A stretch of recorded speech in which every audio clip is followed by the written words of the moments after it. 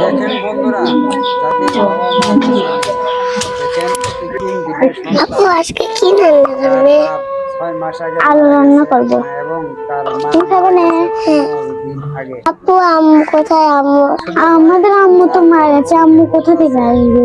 আব্বা আপু আছে, আমার আম্মুর কাছে মনে পড়ছে, তখন আমার দুই ভাই বোনকেই থাকতে হবে। তুমি যেন কার সাথে মারামারি করো না, বোন ছোট মানে শুনতে ভাইকে আমাদের দেখতে ধরে ভালো বাসে। মারবে। আর আম্মুকে আসে যে তোমাকে বাচ্চা দিই, আসে তোমাকে আমি আদর করি। সব ঘটনা হয়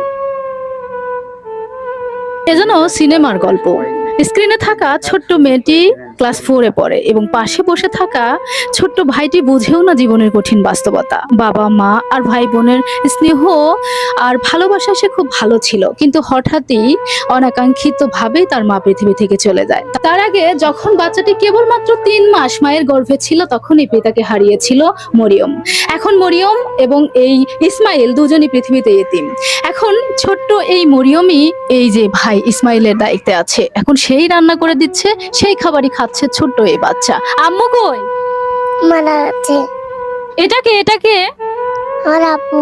আপু, তুমি কি এখন আপুর কাছে থাকো? হ্যাঁ। আমার নানা নানি দাদা দাদি কেউ নাই? নানি এসে সে ঘরে পড়ে গেছে। ও আচ্ছা, তুমি এখন কি করছো মামুনি? আমি এখন রান্না করছি। রাত্রে খাওয়ার জন্য। ও যখন মায়ের জন্য কাঁদে তখন তুমি কি করো? তখন বলি যে মা তো নেই, মা তো আর আসবে না। মা যে পৃথিবী থেকে চির বিদায় নিয়েছে।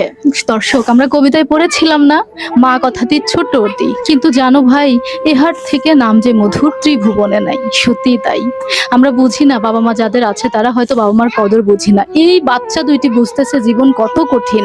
মাত্র 27 দিন আগে মারা গেছে ওর মা, সারা জীবনে তো আর কোনোদিনও আসবে না। আল্লাহ যেভাবে চলে সেভাবেই চলবে। যখন মা আর আমাকে ডাক দেয় না। মায়ের কথা খুব মনে পড়ে। হ্যাঁ, মা যে কখন এসে আমাকে ডাক দিবে।